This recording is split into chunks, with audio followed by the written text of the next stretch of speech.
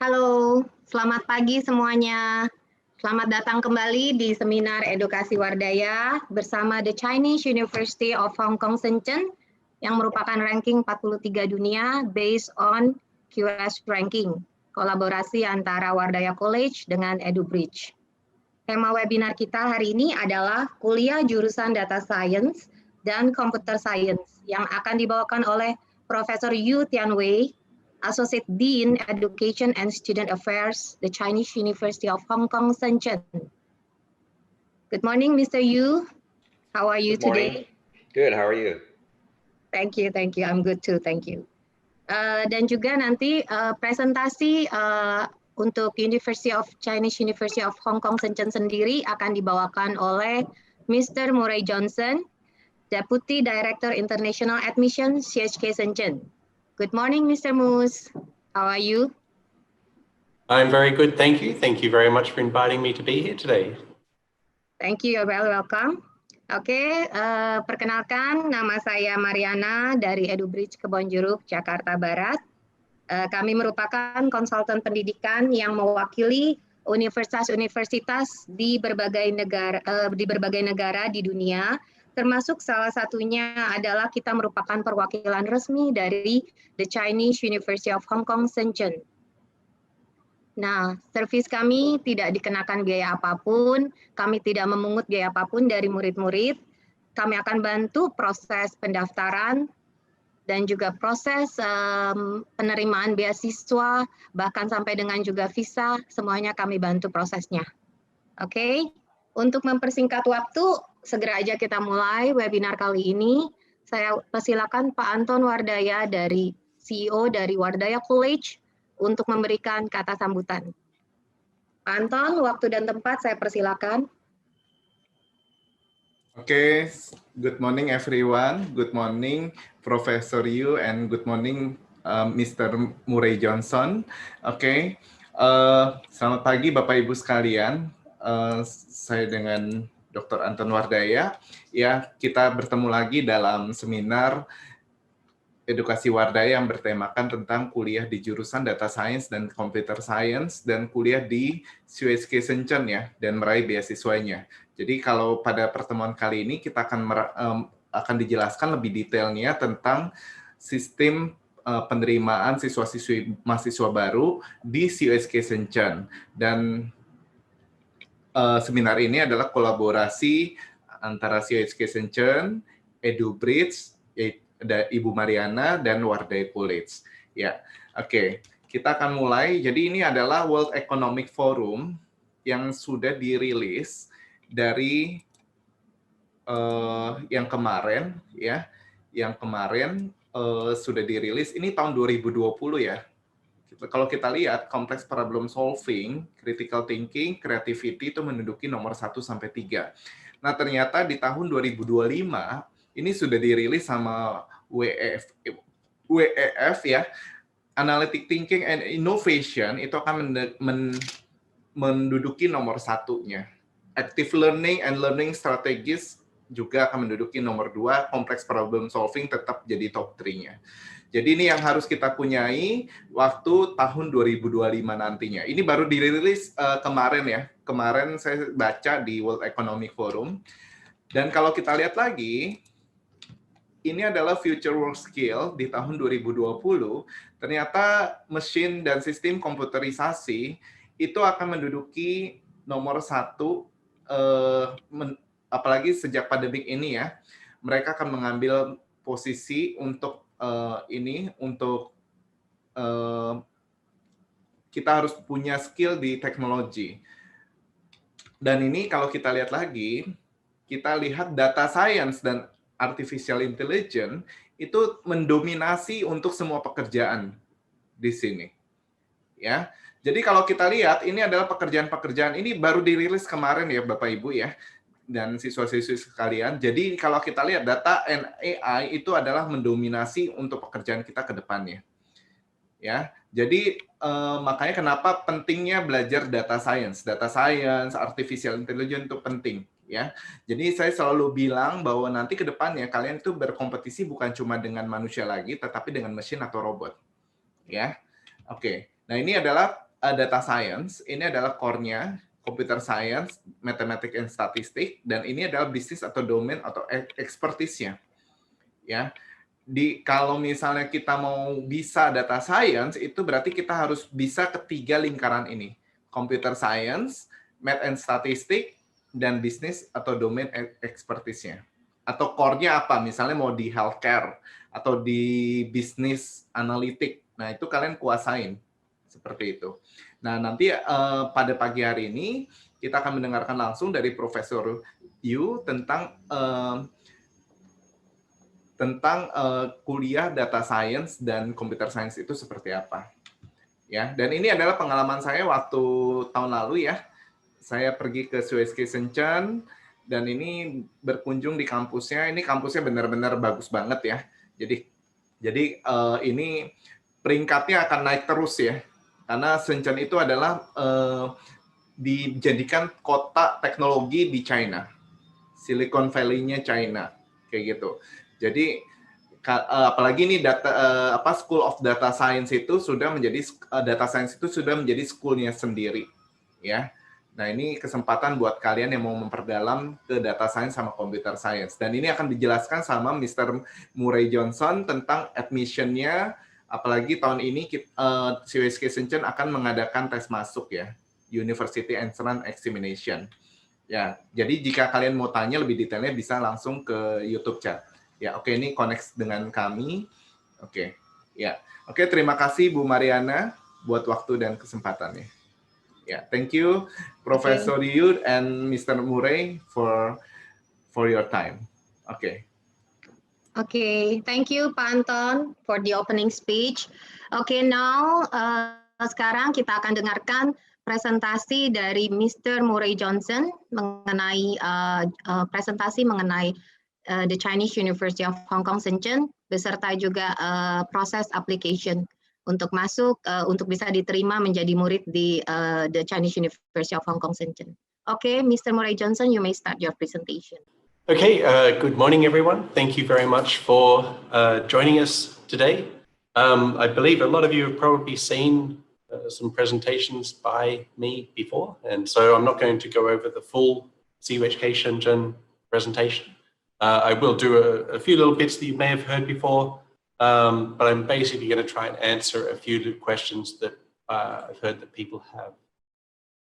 So just to quickly provide a bit of background again, in case you are new to this presentation about CUHK Shenzhen. We opened in 2014, so we're a very young university, but in just a very, very short time, our university has become one of the top universities in China. We obviously have a very close relationship with our parent university, CUHK, just across the border. And we operate under a one brand, two campuses system. In other words, all the standards, all the expectations, all the systems which apply in CUHK also apply to our university here in Shenzhen.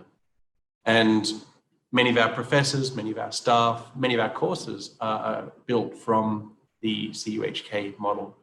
And a student who comes here to study, when they graduate with a CUHK degree. So they're graduating with a degree from a university which is ranked 43rd in the world and 9th in Asia. And as mentioned, even though we are reasonably young, even in just a short period of time, we've achieved great things. We're already the #1 joint venture university in China. We're already becoming one of the top universities overall in China. And we're very proud of what we're achieving here. All of our programs are taught in English, and I won't go through all of the courses, but basically to just give you a review of the departments that we have our business school, which is linked to the CUHK Business School, which is one of the best in the world. And then the real focus, I feel, of our university is the science schools, where we have the School of Science and Engineering, School of Life and Health Sciences, and the School of Data Science, which Professor Yu will kindly tell us a little bit more about later. And then finally, the School of Humanities and Social Science. So we offer a wide and a very growing range of courses here.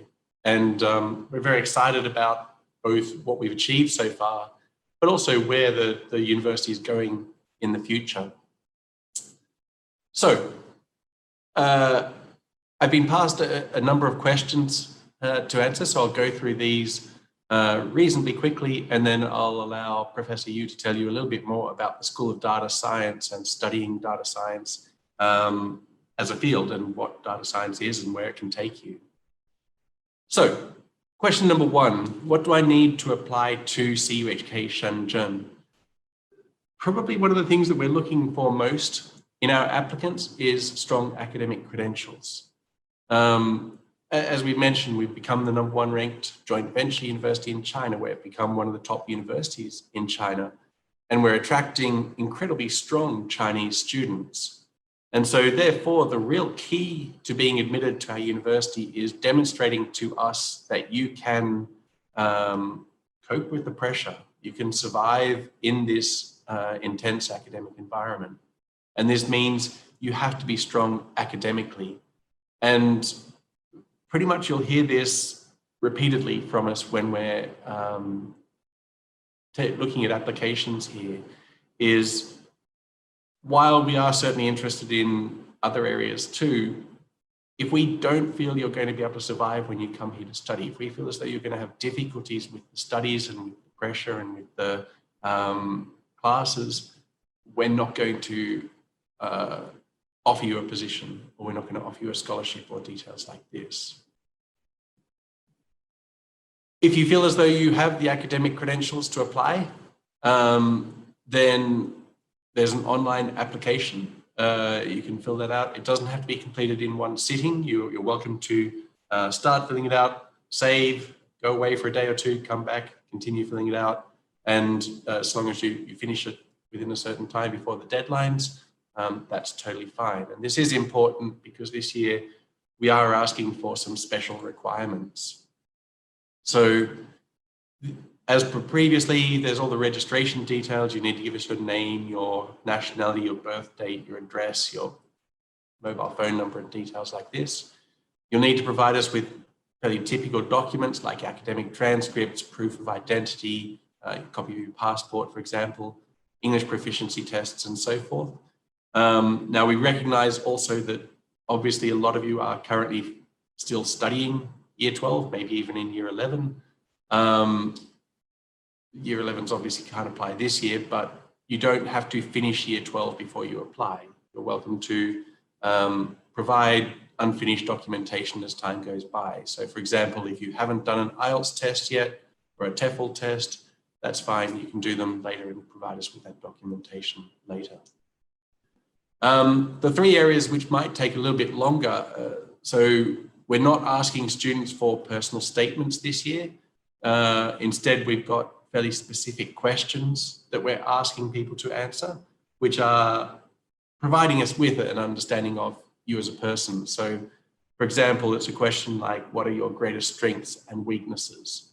And these are the types of questions where you may not want to just type it in and submit it straight away. You might want to go away and think about it for a little while and consider what your answers are to these questions. We also have an essay this year, just a short essay. It doesn't have to be a gigantic project. Again, if you have done IELTS or TEFL or something like this, it's this type of an essay question. It shouldn't be anything which anyone cannot do. The topics are very general. And the main purpose we're doing this is to understand how you think. This is not an English test, although we are obviously looking at how you write to a degree. But what we want to see is how you think and how you collect your ideas. And then finally, we'll also need at least one referee, most likely a teacher from your school, but preferably someone who knows something about your performance in the field you're applying to. So this is what you need to apply to our university. The regulations and processes that you'll go through as you apply. So it's a 4 to 5 step process. You submit the application. After you've submitted it, we evaluate your application. We determine, is it up to the standard to be admitted to our university? If you meet that minimum requirement, you'll be invited to do the maths test. If you're application and your maths test are good enough, you'll be invited to do an interview for a scholarship. At the end, there'll be a review of your application or review of your offer before we send out the offer to you. I do want to emphasize that this year, in contrast to previous years, we are changing the way we're doing it. We're going to have 3 rounds of applications. So we have an early application period, which will finish at the end of November. So all applications need to be made by the end of November. Round 2 will be by the end of February, and final applications will be accepted in the middle of May. So if you are looking to apply, I would strongly encourage you to get your application in early, because the best scholarships and the highest likelihood of being admitted will be given to those students who apply early. So yes, trying to get your application in before the 30th of November is highly recommended. Third question about the application process is, what requirement is there to get an interview? Essentially, we only interview students who are being considered for an entry-based, tuition-based entry scholarship. And what this means is we have a range of scholarships, entry-based scholarships. These are 4-year scholarships, where if you can maintain a GPA of 3.0, you can keep your scholarship for the 4 years. These scholarships range from full tuition and full accommodation down to accommodation only, and include quarter, half, and full tuition. So if you are being considered for a quarter, half, full tuition scholarship, you will be given an interview. If you are only being considered for an accommodation scholarship, or if you're being offered a position with no scholarship, you will not be given a scholarship. And essentially, the vague standard that I'd give you for this is, we start considering scholarships for students who we expect can achieve a GPA of 3.0 when they're studying here. This doesn't guarantee you're getting a GPA of 3.0, but essentially we need to be reasonably confident that you have the ability to achieve this GPA.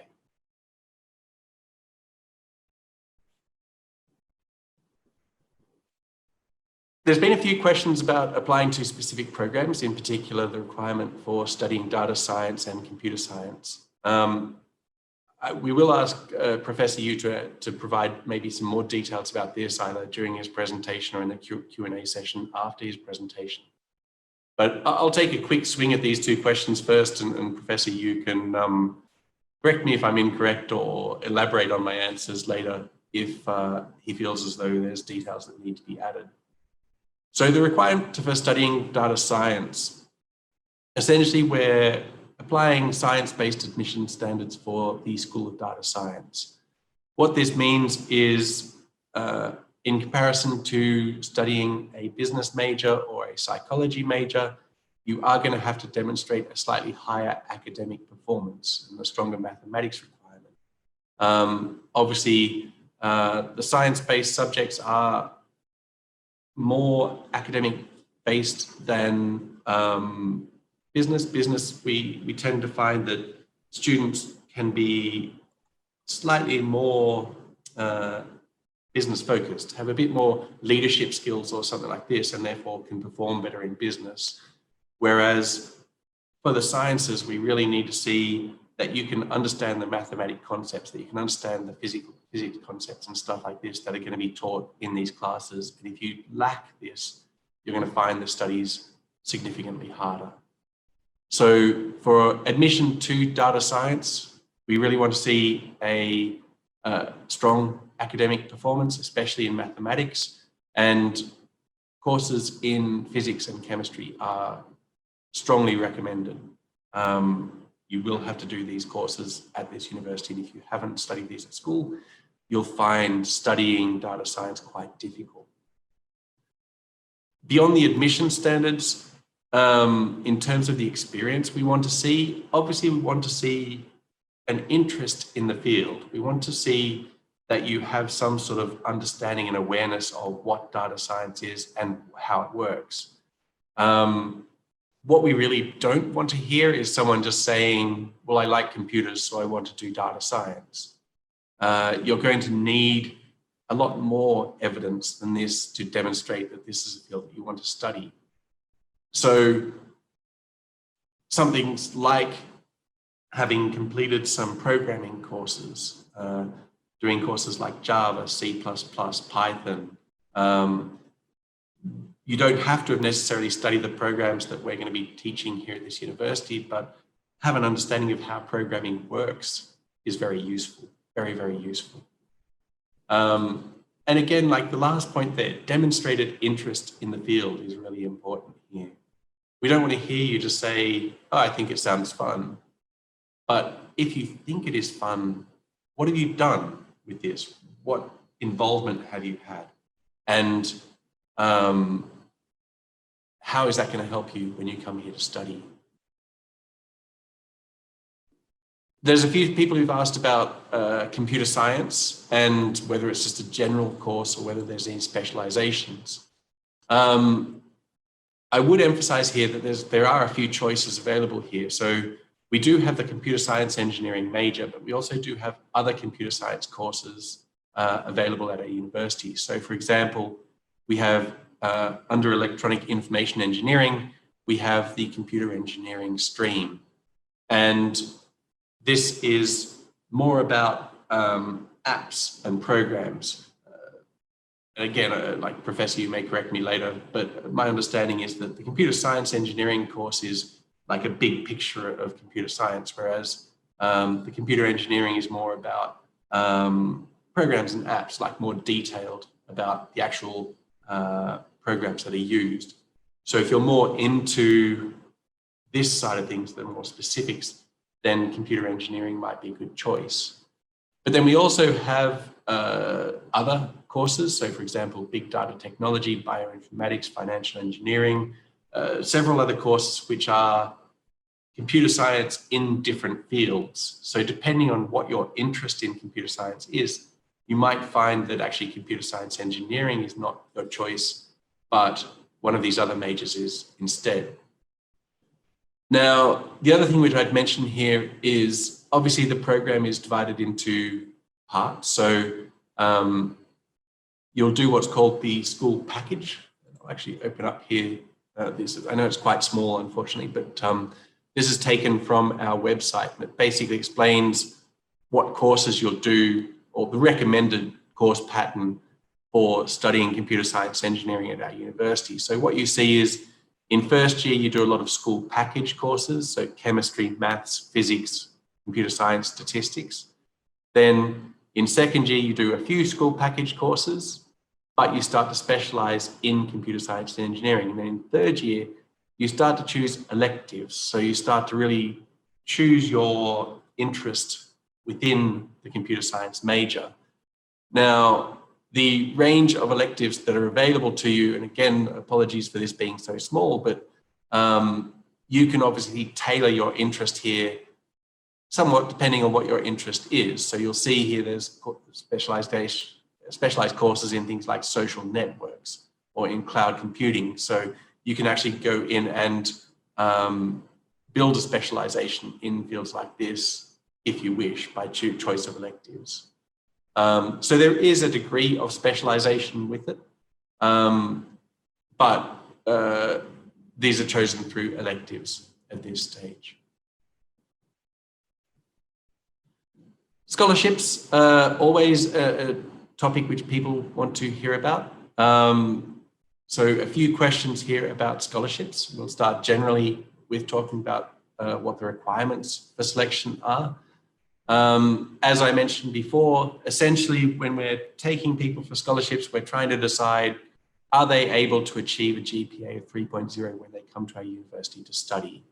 So we're looking particularly hard at your academic transcripts, we're looking at your extra activities, and when the professors interview you, the professors are trying to also decide, all right, if I imagine this student in my class, how would they perform? Would I be expecting them to get a GPA of 3.0 or not? And this is pretty much the standard that we're setting for scholarship requirement. Is there a quota for scholarships? No, we don't have a quota for scholarships. We do not allocate a specific number of scholarships to Indonesian students or to students around the world. We've been told quite clearly from our management that if we get enough students who deserve scholarships, we can provide scholarships to them. However, I would also suggest that we're not going to be giving out scholarships to just anyone. We need to be confident that you are capable of meeting the requirements of studying here. So again, essentially what I'd throw back to you in the audience is, if you want a scholarship, it's your job to prove to us in your application and in your interview that you deserve a scholarship, that you can achieve, you can meet the requirements of the scholarship. And then finally, the question about chances of getting a full scholarship. This one's kind of a hard one to answer. Sure, you can get a full scholarship, but you have to demonstrate to us that you're worthy of this scholarship. Again, we're not just going to give you a full scholarship because you think you're good. You need to prove to us, demonstrate to us, show us that you're going to be able to come to our university and meet the requirements of a student who is awarded a full scholarship. So I can't really answer the question of what are your chances of getting a full scholarship. A lot depends on person by person. But sure, if you're good enough and you can demonstrate to us, then yes, we have full scholarships available. The step up from the full scholarship is called the Honours Scholarship. This is a scholarship which is worth 120,000 RMB per year. It is basically including full tuition, full accommodation, and a living allowance of about 2,000 RMB per month. So this is our top scholarship for international students. And obviously, this is what people really want when they come to our university to study. But I really want to emphasize here, again, similar to what I mentioned before, we've been told there is no limit on the number of full scholarships or honours scholarships we can provide. If there are students who deserve this, we can provide it to them. However, again, similar to what I mentioned before, this scholarship is only for absolutely elite students. So again, to get this scholarship, you can't just come and demonstrate that you're a good student. You can't even just demonstrate that you're going to get a GPA 3.0. To get this scholarship, you're going to have to prove to us that our university almost cannot live without you. And you really need to wow us. You need to blow us off your feet with your application. Because this is an incredibly generous scholarship. So just to emphasize, if you want this, you're going to have to work very hard to demonstrate to us that you deserve this scholarship. I should emphasize here that if you want to apply for this scholarship, we're only considering this for early applicants. So if you wish to be considered for this scholarship, you must apply before the 30th of November. We're not going to offer this to round 2 or to late applicants.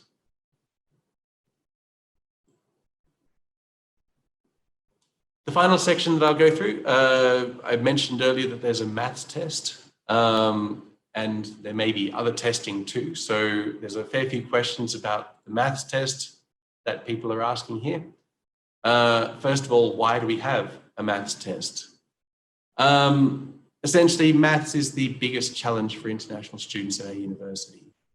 If any of you have any friends who are studying here, they will tell you over and over again that this is hard. The Chinese students are incredibly strong at mathematics, and the standard of studying maths here is very high. So if you're wanting to come here to study, you need to be up to the level. A constant problem we've had, therefore, is how do we evaluate this? And we've tried a few different approaches, and the maths test seems to be the best approach for this. We also hope that in doing this, we'll get a better understanding of the needs of our international students, and this may help us to tailor our programs for international students when they're here. So the maths test will be 30 questions. Oh, sorry about this. He's going to slid off the side of the page. Just give me a minute to fix this up.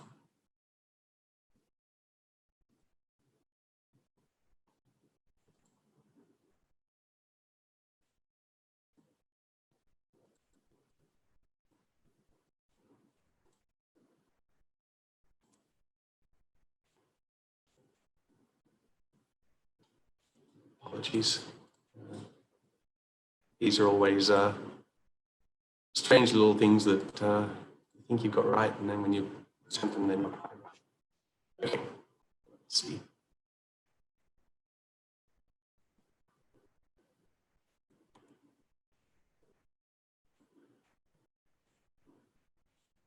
So, questions and time.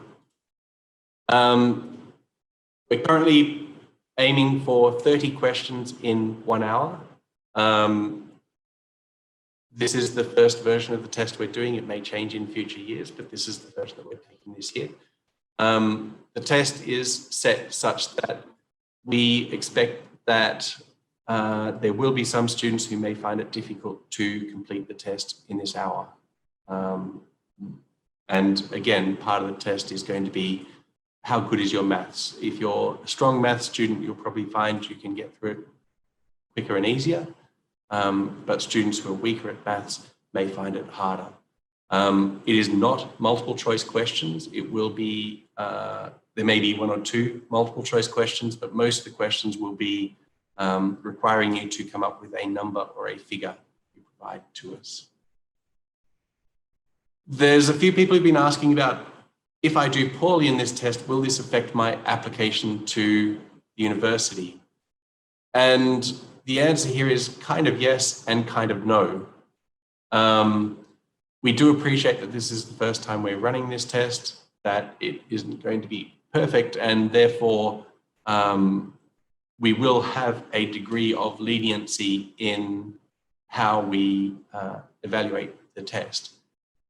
Especially if, I mean, obviously we'll be looking at your high school maths performance, and if the test score is vastly different, either better or worse than your high school maths performance, you may find that in the interview, an interviewer kind of follows up and asks you a few further questions about how that went. What I would really encourage you to do is, obviously the test is there to help us assess you. So if you do perform poorly, there is a high chance that your result, your offer will decrease. But what I would really strongly recommend is, if you are doing the maths test, we will be taking working out. So we don't just want you to submit your answers, we want you to show us how you came up with these answers. And I would strongly suggest that you make a real effort to show how you've come to the answer that you've come to, because I expect that a professor, again, if you imagine that actually at school you're very strong, but in the test you perform poorly, a professor, if they look at your working out, they can say, oh, look, okay, this person was just rushing through the questions. They made a few silly mistakes and they therefore got these questions wrong. But they've demonstrated in their working out that they know how to do this task. And therefore, this will give you a chance to still get the recognition that you deserve.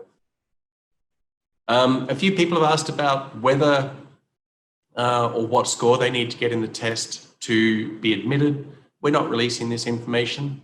We don't want students basically turning around and saying, okay, I only need to get a score of 50 in the test, so I'm only going to try and get 50. Essentially, you need to be trying to do as well as you can. And also, I mean, it's hard for us to provide exact figures for all of our courses and for all of the different scholarship levels that we would have.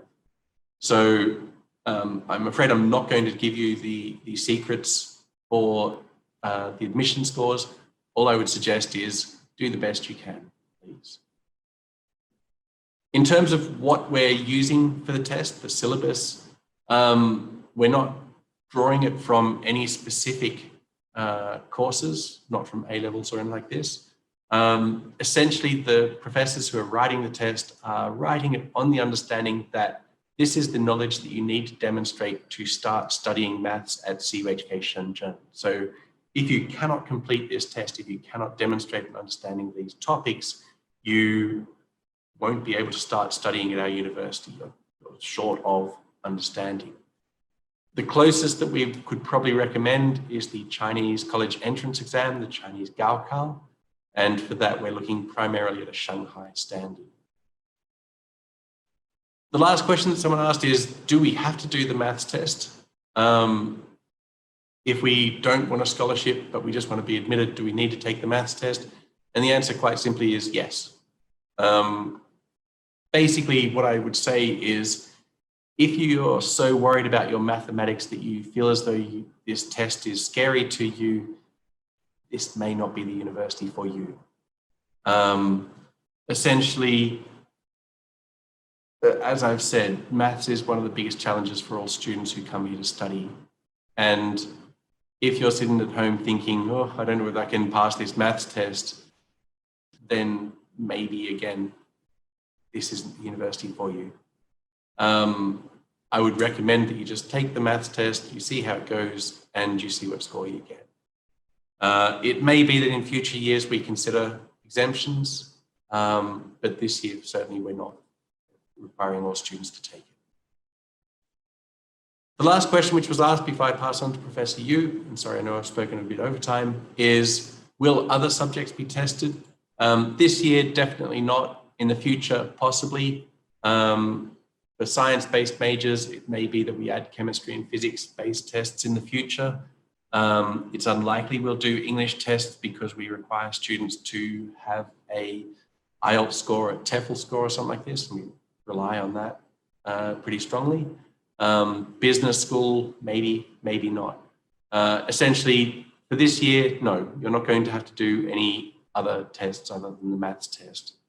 If you're a younger student and you're thinking of coming to our university, stay tuned and we'll let you know next year whether we're going to have other tests. I think I've kind of talked enough. I was going to talk briefly about our exchange programs, but I think I've kind of talked quite a lot already.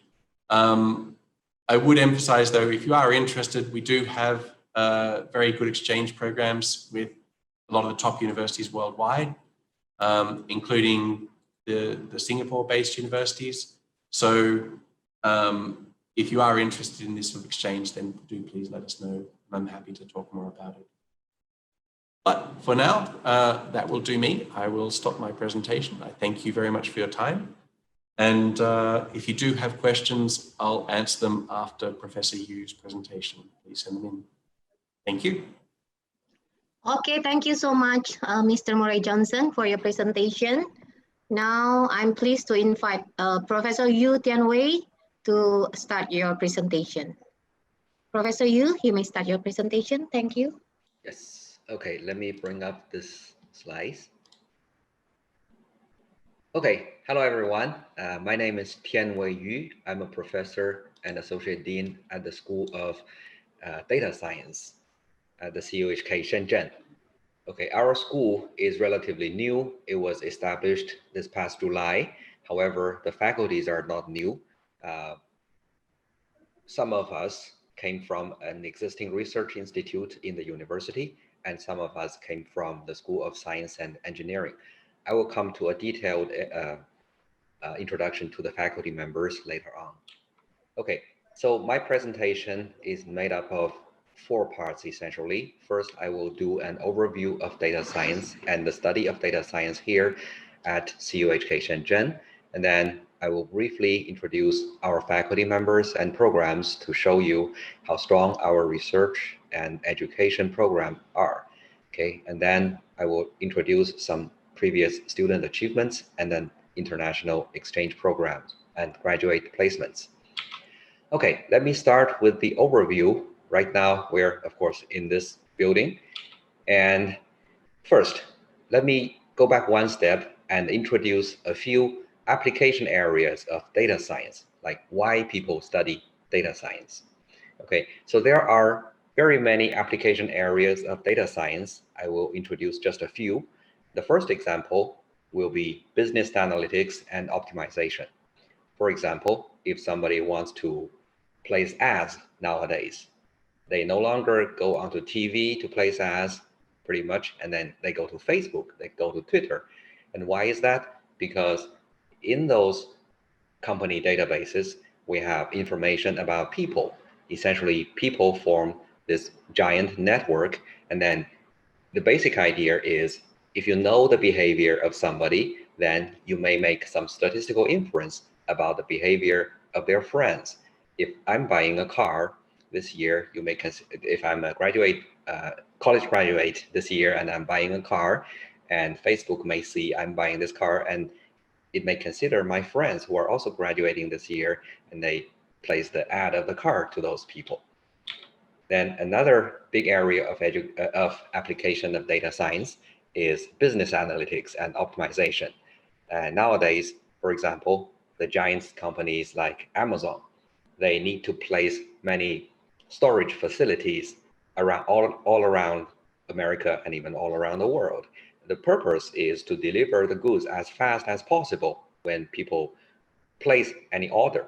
So they have to forecast how much demand is there for a certain kind of, say, cell phone or a TV, how much demand is in the San Francisco area, and how fast they can get a certain piece of good from their storage facility to somebody's store. Okay, so all these becomes numerical optimization problems when you have the data.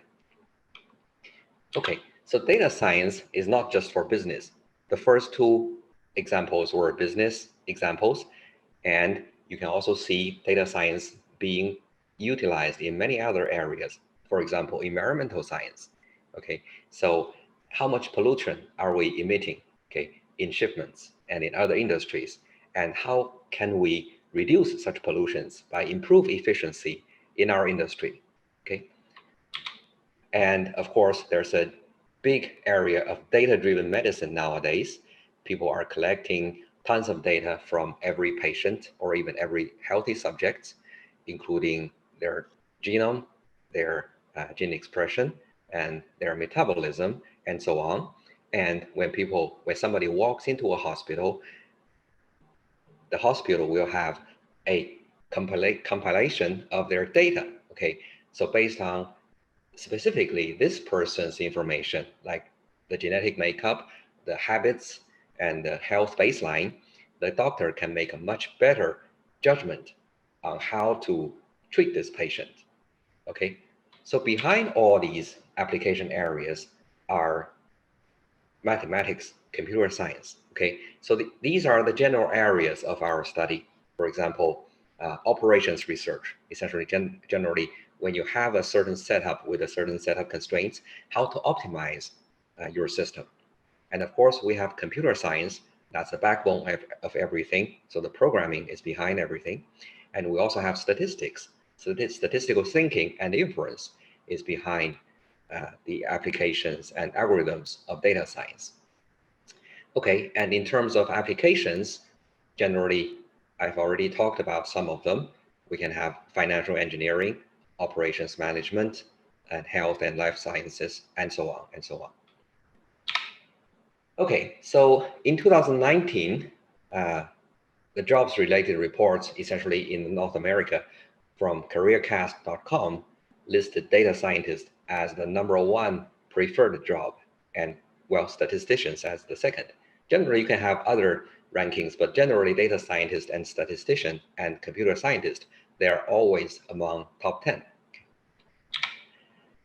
Okay, so in CUHK Shenzhen, we have built a world-class faculty team in data science, and I will introduce the team to you in a few moments.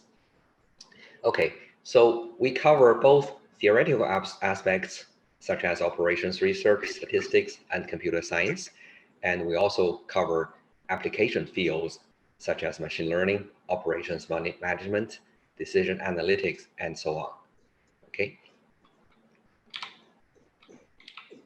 Okay, so as I said, we have built a high-level education team by recruiting faculty, mostly from North America and some from Europe some from Hong Kong.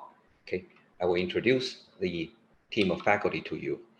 So our dean, Dr. Jim Dai, was a endowed chair professor of Cornell University, and formerly he was also an endowed chair professor of Georgia Tech of Georgia Institute of Technology.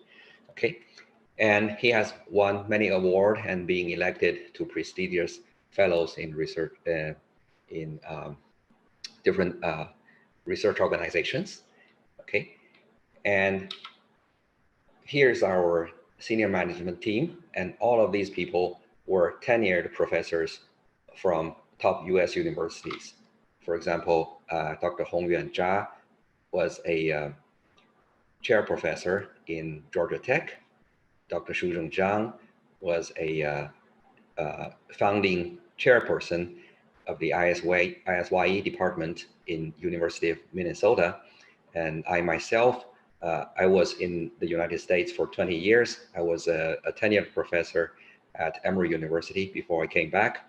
And Professor Zidrua Wang was a tenured associate professor at University of Minnesota before coming back. Okay, and among our faculty members, there are a number of prestigious people, okay, world-renowned researchers, such as Professor Guang Chen, who was a professor in Purdue University, and Professor Hongqiang Ding Chris. He was one among the top 30 highly cited computer scientists in the world. That's in a highly prestigious list. And then Professor Tom Luo and David Zhang, they were both National Academy members of Canada. Okay, and there are many other things that I can list, but I'm just gonna skip those. Okay, and we have a number of senior professors, some recruited from Israel, from Japan, and then some are some are, most others are came from the United States. Then we have a very strong team of more junior professors, associate professors, and assistant professors who are doing excellent job in their individual research fields. Okay, and you can see there are many people here, and including some who came from Germany and other places. Okay, so as I said, the School of Data Science is a stronghold of research and education. Okay, our programs generally include the following. For undergraduate program, we have 4 programs, including data science and big data technology, computer science and engineering, statistics, and also a joint program with School of Management and School of Science and Engineering, that is the financial engineering program. Okay, and beyond undergraduate education, we also have master programs in data science and financial engineering. And beyond that, we have PhD program of data science. Okay, so let me briefly introduce the undergraduate programs one by one. Okay, so data science and big data technology is just opened this year. Okay, essentially, it is an interdisciplinary major that includes both training in computer science and training in statistics and mathematics. Essentially, for computer science, these students, they don't have to go into some very highly specific areas such as microchip design and computer networking. Rather, they will focus on computer programming and machine learning that have a direct application in data science. And also, these students, they will learn a lot of statistics and optimization so that they can solve real-life problems such as those in business analytics or data-driven medicine. Okay. And here are the lists of the courses. As you can see, we have, as I said, a mix of different types of courses, including introduction to data science, machine learning, statistics, optimization, and data structure, and so on. Okay, and the students have a lot of potential elective courses to choose from, depending on what they want to do afterwards when they get to the third or fourth year. Okay, if they want to do theory, they can do advanced data science theory. If they're interested in finance, they can do finance and economics courses. And if they want to do optimization, they can do operations and management courses, or they can even do life science, like bioinformatics and computational biology later on. And they can also focus on computing. Okay, then the second major is a previously existing major in the school that moved from the School of Science and Engineering. So that is statistics. Okay, and statistics essentially is a well-established discipline. It deals with the uncertainties in data. And the statistics in our school especially deals with high-dimensional data, large data set. Okay, compared to the data science and big data technology, the people in statistics, they learn somewhat more statistical theory, okay, and maybe a little less programming. But generally, with the electives, they can grow into similar directions. Okay. So right now, some people are saying artificial intelligence, behind artificial intelligence is mostly statistics. Well, I partly agree with that, but certainly artificial intelligence involves a lot more than statistics. However, to truly understand artificial intelligence, statistics is a very good starting point. Okay, so statistics major currently have three streams, including statistical science, which deals more with the mathematical aspects of statistics, more towards theory. Okay, this is mostly for people who want to pursue statistical degrees, postgraduate degrees after their study here. Okay, and it has a financial statistics stream that specifically deals with the financial applications of statistics. It used to have a data science stream. We still put it here. However, we are highly encouraging students who want to do the data science stream to go into the data science and big data analytics major. Okay, so we may be removing this data science stream because it's too much similar to that major. Okay, so I have already talked about this. So if you go into different areas of statistics, you have a different set of electives that will satisfy your interest in that area. Okay, so in statistics and in other majors, essentially, we have these joint programs. So we list a few here as an example. We have these relationships with those top universities in the world to build this 3+1+1 program. That means you study 3 years here, and then you go on exchange to that university that we collaborate with, and then do an extra year to get a master's degree. Okay, so the universities include Minnesota, Michigan, Wisconsin-Madison, and California, Riverside, and National University of Singapore, and so on. So these are just examples. We have more joint programs than this.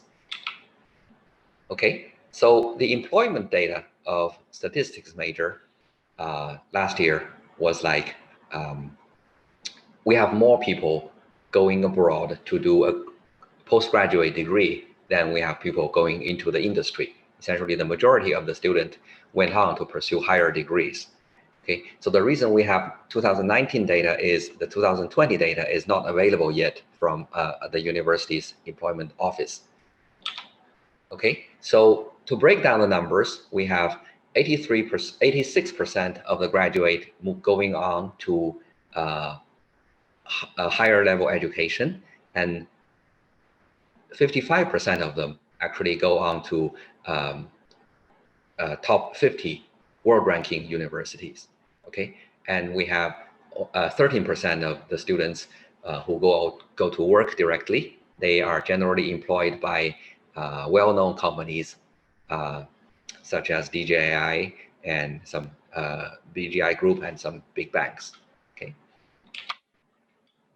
And the third major I'm going to talk about is computer science and engineering.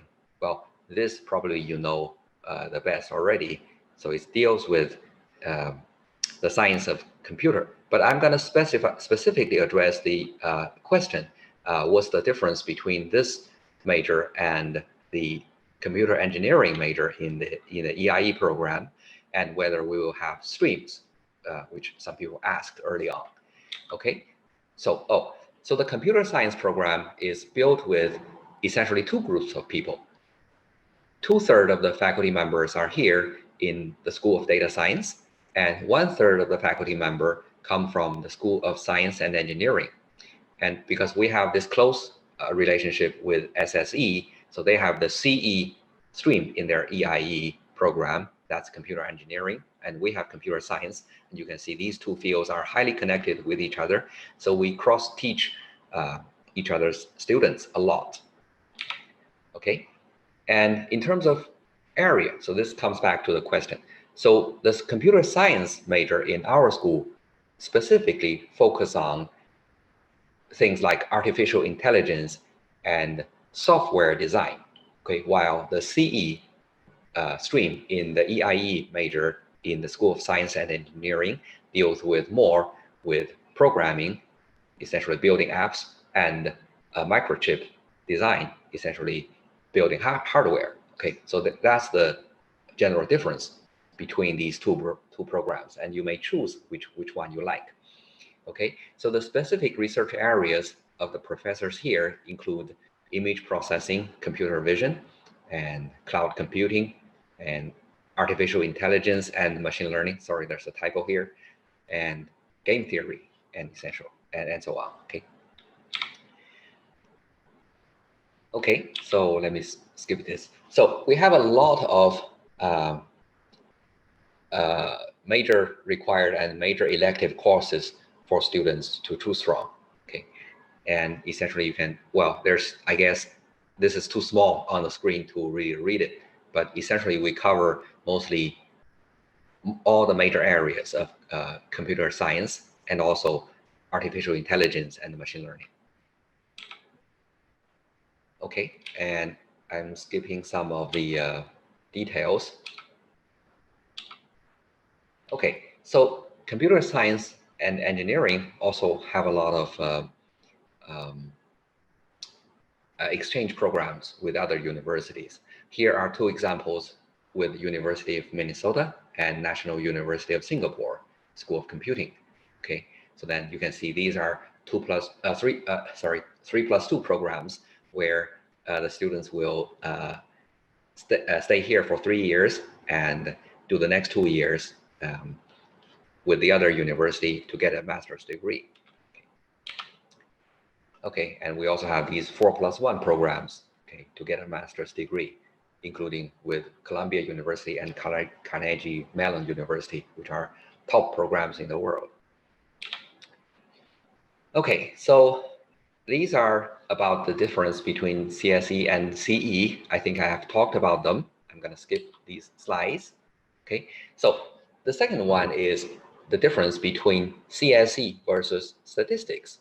Okay, so CSE, computer science and engineering, deals with more with machine learning, artificial intelligence, while statistics deals more with statistical theory. Okay, and the good thing with the setup at CUHK Shenzhen is the first year before you come, you don't have to choose a major. You only need to choose a school. Okay, if you choose like the School of Data Science and come here, you have a whole year to decide which major you want to do. Okay, including data science and big data technology, computer science and engineering, or statistics. You can choose from these 3 majors in the next June. Okay, so you don't have to decide when you get into the university. So the financial engineering major is slightly different because it's an individual program that's run across schools. So that one you have to choose before you come. Okay. So career path in CSE, let me bring up the this slide directly. So generally, in last year, we have 75% of the students who went on to further studies, and 22% went on a PhD program. Okay, and then 20% of the students chose to work in companies after graduation. And they go to companies such as Microsoft, Tencent, and SenseTime. Okay, and then we have 1.7% of the students who went on to create their own business. Okay. All right. So the last major I want to introduce is the cross-school major, that is the financial engineering. Okay, and this major is built between 3 schools, SME, SSE, and us. Okay, so the students get training from faculty members of these 3 schools, and specifically this program prepares students to work in financial companies and banks and so on. Okay, so the students learn quantitative finance and financial technology. Okay. So that includes some computer science, some mathematics, some statistics, and some specific field knowledge in finance and economics. Okay, so beyond the undergraduate programs, we also prepare students to go on to these master programs in data science and financial engineering, but I guess these are somewhat far away for you at this point. Okay, and we also have, these are the employment data for those master programs. Essentially, the students do very well after they get their degree in either data science or financial engineering. Okay, and we also have research PhD program in data science. Okay, for people who are really interested in data science, who want to make contributions in methodology. They want to create new methods that people from the whole world can use. So they may consider either pursuing PhD here, but of course they have to achieve very high academic standards after these 4 years of study, or they can choose to study in other universities along the line of data science or statistics or computer science. Okay, so our students, generally in the 3rd and 4th year, a lot of the students contact professors and get into research program. Okay, so this is totally the student's decision. Okay, if the students want to get a taste of research, they certainly can by joining research groups with the professors and their PhD programs. Okay, and you can see here we have a lot of undergraduate students publishing papers in either scientific journals or in reviewed conferences. Okay, and we also have a lot of undergraduate participate in data analytics or computer science competitions and win awards there. Okay, we even have undergraduate students who get patents. Okay, all right, so here is I guess the last major piece. So once you get here, the school will assign you a academic advisor, okay? And you will meet the academic advisor more or less regularly. So the minimum is once every semester, but if you have questions or troubles, you're more than welcome to meet with the academic advisor monthly, or even for some students every 2 weeks. Okay, so the academic advisor can help students on selection of courses and making plans for future careers and plans for internships and so on. Okay, and I guess this talk is with international students, so I will not talk too much about international. So this is just international exchange programs that we have talked about. Okay, and I guess that is it for the major presentation. So our school is highly vibrant, and we have a lot of international visitors coming here to give talks and interact with our students. Okay, and here is our contact information. If you have any questions specifically about this school, okay, you can write emails to us at sds@cohk.edu.cn. So we will answer your questions, and you're more than welcome to look at our website and get more details about our program and our professors. I guess that's it for my presentation. Thank you, and I'm ready for questions. Okay, thank you so much, Professor Yu, for your great presentation. Now, actually, we have some questions that we've collected before. Okay, the first question will be, what is the difference between computer science and data science? And what is data science related to biomedical engineering? Can data science be applied to biomedical engineering? So let me answer the first question, the difference between computer science and data science. So computer science is one of the major foundations of data science, but data science includes more than computer science. Okay, it includes some of computer science and applied mathematics and statistics. At the same time, it doesn't require all of computer science. For example, microchip design, well, data scientists, they don't study that. Okay, or computer networks, generally data science only use computer networks and cloud computing, but they don't study the structure and construction of those things. Okay, so that's generally the difference. Okay, so what was the second question? Sorry. How is data science related to biomedical science? It means okay. How can it apply to biomedical science? I think that's the question. Okay, so biomedical science includes many areas. Okay, data-driven medicine is generally supported by data science. Essentially nowadays, hospitals and doctors, they are collecting more and more information about patients, their genomics, their previous response to certain drugs, and their health baseline, and so on and so on. Okay, so the idea is we kind of get a detailed information about a person so we can make more informed decision about how to treat that patient.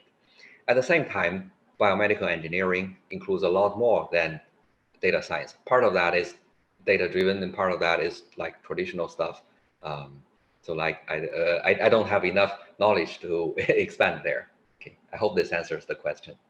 Okay, but it is indeed can be applied to biomedical science, right? Yes, yes, and there's a big trend currently, a big push from the countries and from the governments and from the hospitals, because this is really helping people. Okay. I see. Okay, thank you. Now we have quite an interesting question, actually. For students who like math so much, what is the major suited them best? I think it's related to a major that you have in CHK Shenzhen. I think if the students really want math, I think the School of Science and Engineering has the mathematics major. And if the students likes math and also likes data, we have the statistical science major, and some of our statistical science majors go on to pursue PhD degrees in statistics. Okay, and then this is one area of mathematics. So this really depends on the student's own interest. Okay. But yeah, I'd agree. And if I can just chip in here, I mean, under mathematics, there's applied mathematics and pure mathematics. So it's what Professor Yu said, I totally agree with. It's kind of a case of, does the student have an interest in maths plus something else? Or is it kind of just the maths, like just loving maths as a whole? And I mean, I'd encourage people to come and chat to us about their interest, because sometimes the only key with applying to our university is it's kind of important to get your choice of school right at the start. While you can choose your major at the end of first year, changing between schools can be sometimes a little bit of a challenge. So often deciding whether you want to go into data science and do statistics type of courses, which Professor Yu's been providing great information about, or whether you want to go more into the specific maths major, is kind of, that's probably the key question to answer now. And then once you get here, then we can be a little bit more flexible. okay, thank you, Moose. Okay. Actually, this question, I think Professor Yu just now also covered in his presentation, but I want to ask again, what is the prospect of CHK Shenzhen graduate? Also, what is the prospect for a specific data science graduate from Switch Shenzhen? The prospect career. Overall, as you can see, I presented the prospects from statistics and computer science students who graduated last year, and most of them went on to further graduate studies and getting a master's or doctor's degree, and a small proportion, they went directly to big companies or big banks. And the reason I didn't talk about data science major, so the first major, is because we just had the major this year. We don't have graduates yet, so I don't have the data. Okay, but I would expect they will have a similar prospect as statistics and computer science students. Okay, thank you. Now, next question will be, how complex is the data science subject that it has been an independent major at universities? It means why data science like becoming just an independent major to study and not tech in like last time your data science is under statistics major. Right. Yeah, now you open a new major which is data science alone. So how complex is the data science major itself? So the reason data science is being split from statistics to become its own major is because of the need. Okay, nowadays we see more and more large data that's challenging the statisticians.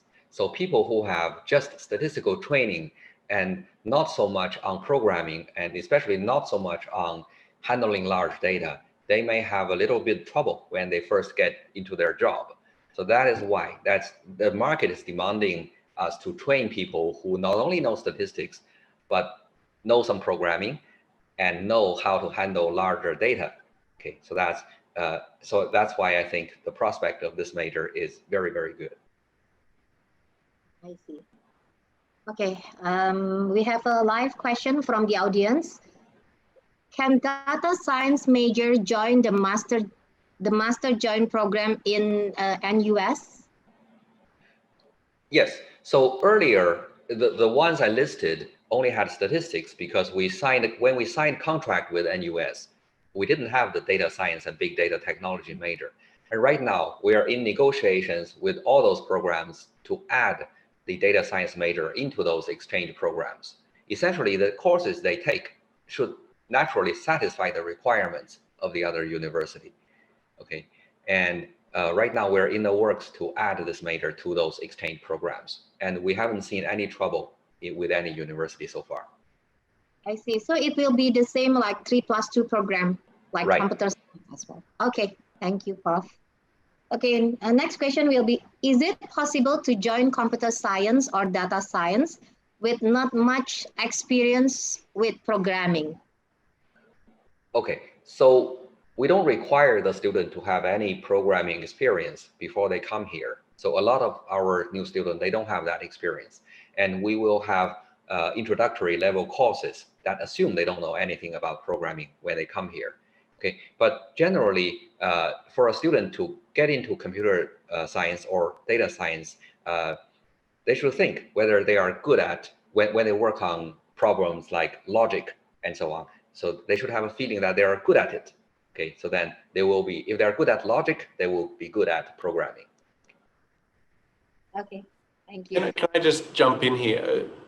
Having sat in a lot of interviews too, often, and again, I guess what I'd be saying here is a professor is often trying to say, how strong is this student? And interest is a really key feature of how well you'll perform when you come here to study. And so one of the issues that we've had in the past is these people sort of saying, I like using computers or I like numbers, but then not being able to show us, okay, if you like the computers so much, why haven't you done something more with this? Why haven't you done some sort of extra course or some sort of studies in this field? Now, we do appreciate that there's some schools that don't have computer laboratories, so the students can't study computers, IT courses at school. But even then, having watched a lot of the professors in interviews, the question they often ask is, well, if you're so interested in this field, why haven't you done something as an extra course or something like this? And Professor Yu's exactly right. No, you don't need this to come here to study. We don't need you to have it. But when a professor is interviewing you for a scholarship and saying, how good is this person going to be at our university? We want to see that you have prior knowledge. Yeah, well, put your interest into practice, not just said, I like this and one day I'll go and do it, but said, look, I'm interested in this. I'm in year 11 now. This is a field that I think I'd like to know more about. Maybe I'll start doing some additional research online. Maybe I'll try and find an online course. Maybe I'll try and find a course in the city where I'm working or living to learn a little bit more about this, because there is a real danger with university where you think you like something and then you come to study at university and you go, oh, this is nothing like what I thought it was going to be. And that, I guess this is what professors are really looking at when they're doing these interviews and when they're choosing scholarships, is how confident are we that this person is going to come here and cope with the pressure and really enjoy what they're doing and say, look, there is pressure here, but this is a fascinating subject. And this is definitely where I can see my life going in the future. So as far as applications go, I'd echo what Professor Yu said there. No, you don't have to have computer programming background or stuff like this. But if you're looking at scholarships and you're looking at really convincing us that you have the interest, then I'd strongly recommend people think about some sort of study in this field. It will be beneficial if they have prior knowledge. Absolutely, absolutely. Okay, thank you, Moose. We have some more questions. Are there sample papers or syllabus for the math or physics or chemistry tests? Yes, we're putting up at the moment onto the website a list of topics which will be covered in the maths test. A sample maths test will be sent to all students 1 week before the test is done. We're a little bit cautious about giving some people an advantage over others. So we don't want to kind of have some people having 2 months to study for the test and some people only having 1 week. So this is why we're only releasing the test 1 week, the sample test 1 week before. But we will put the list of topics for the test onto the website in the next few days, so students can get an idea about the type of topics which will be covered in the test. As mentioned, there is currently no physics, no maths, no physics, no chemistry, no English tests, so you don't need to worry about those.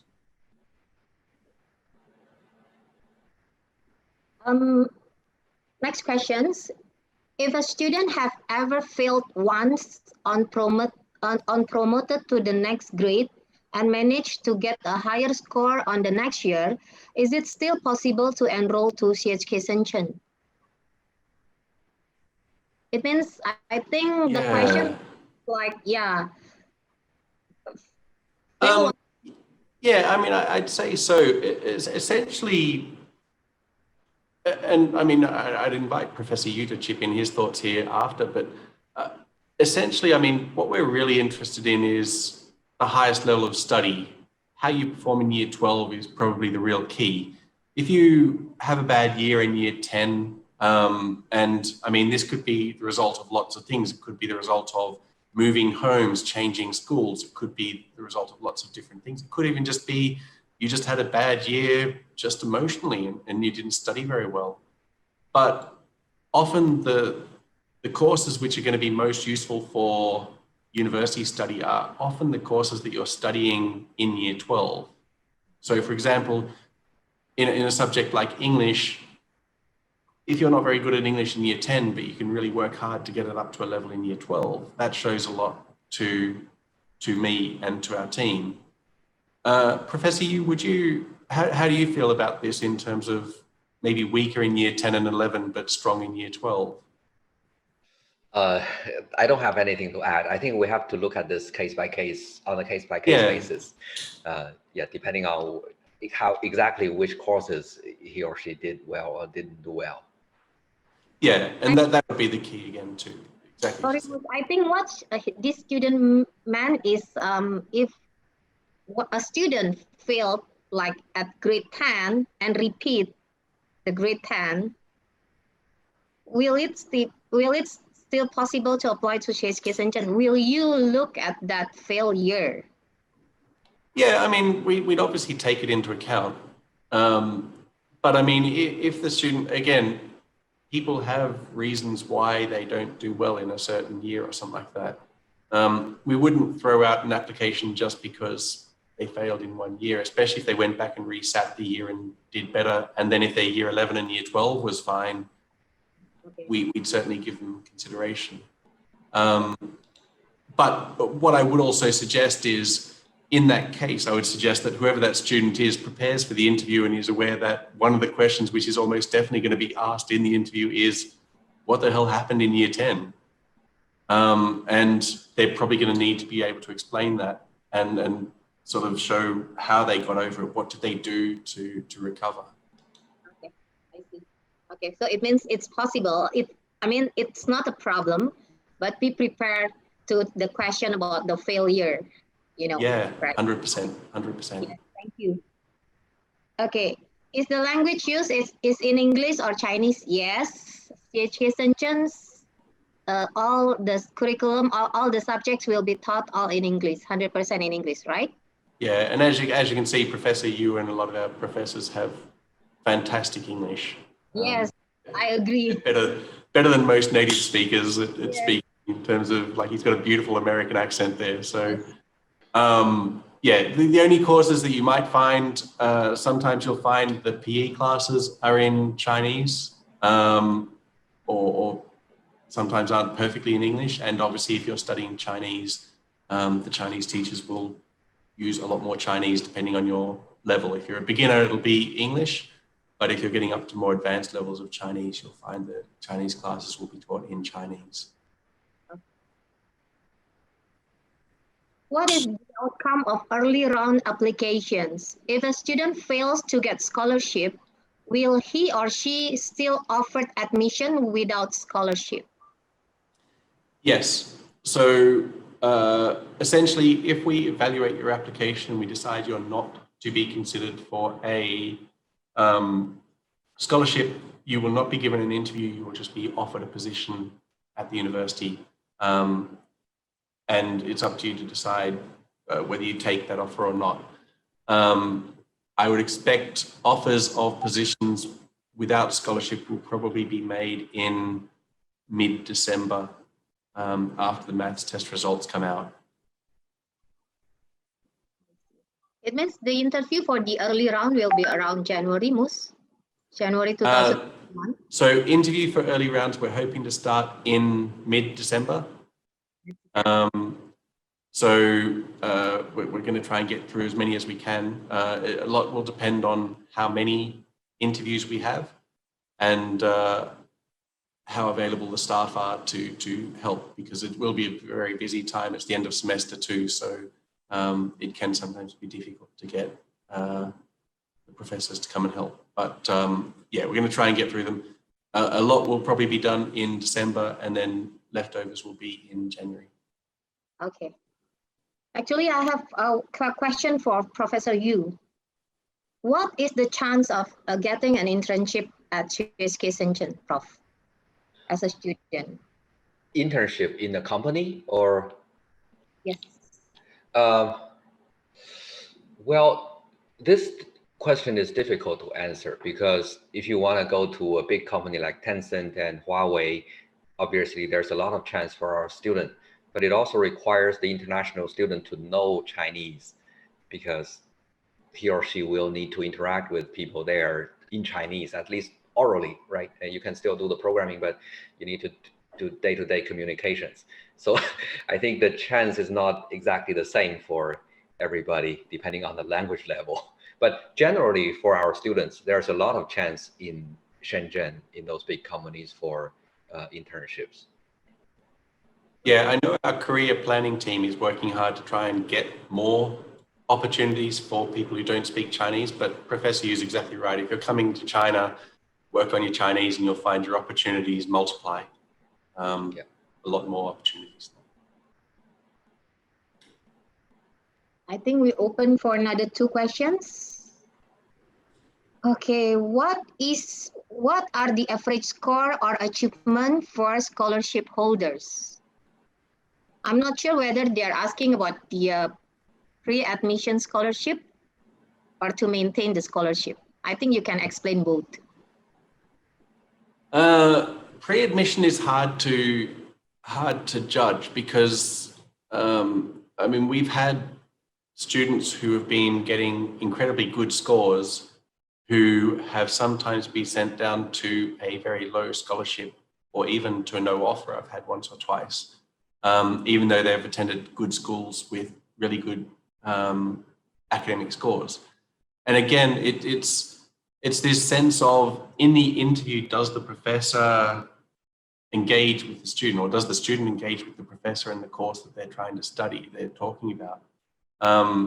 If the student is really just there saying, I like this subject, but doesn't have any life or character to them, you'll find that the scholarship will really drop.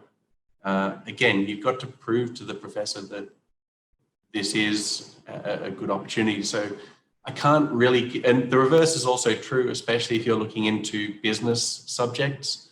I've seen, especially in business applications, students who actually have started out at quite a low scholarship or even no scholarship, who've then been pushed up to a higher scholarship because they demonstrate a real passion for business and for their character. As far as students at university, again, it's kind of impossible to give this is the score that students get with this scholarship.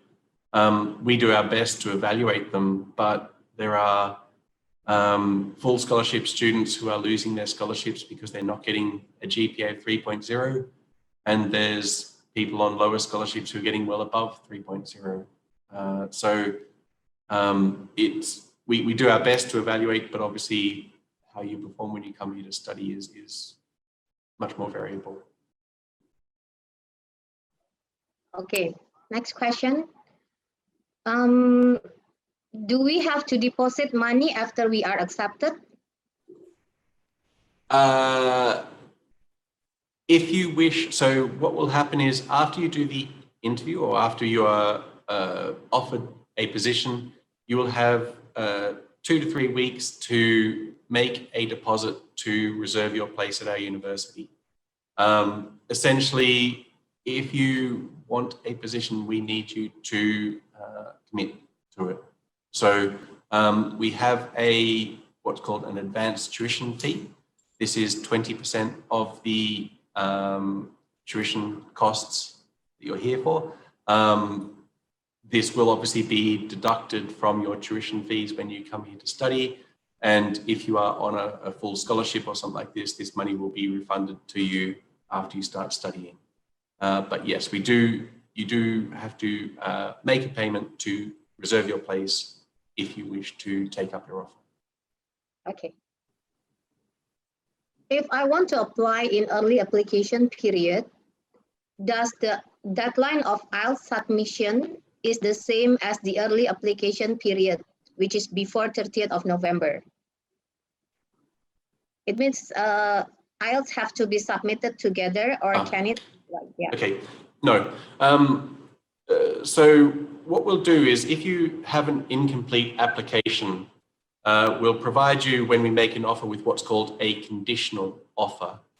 And essentially what a conditional offer means is you can have a position at our university if you meet these conditions. And pretty much every one of you who's applying will get a conditional offer because you haven't finished year 12 in most cases. So most of you will get a conditional offer which will say, for your year 12 studies, you must achieve these scores to get your offer and to get your scholarship. If you haven't completed your IELTS test when you come to do your submission application, that's totally fine. All we'll do is we'll say, okay, in your conditional offer, you have to get these scores in your year 12 studies, and you have to do an IELTS or a TEFL test to get this score. And if you don't get these, then we won't offer you a position. So it's called a conditional offer. When you meet the conditions, so when you then do the English test or when you complete your Year 12 studies, we then change the conditional offer to an unconditional offer. And that therefore means you are guaranteed of your position at this university. Okay, then I think we cover all the questions for today's webinar. Thank you so much, Professor Yu, and thank you so much, Mr. Moose, for your time. This is a very great presentation, and I am truly impressed with the board of members in the new Faculty of Data Science and Technology. Thank you so much, everyone. Thank you, Mr. Anton. Yeah, thank you so much, Professor Yu, Mr. Moose, Bu Mariana, and all audience. Yeah. Okay, applies your education Chen. Yeah, in early round. Okay. Thank you, everyone. Thank you. Keep healthy and keep safety. Bye. Bye. Bye.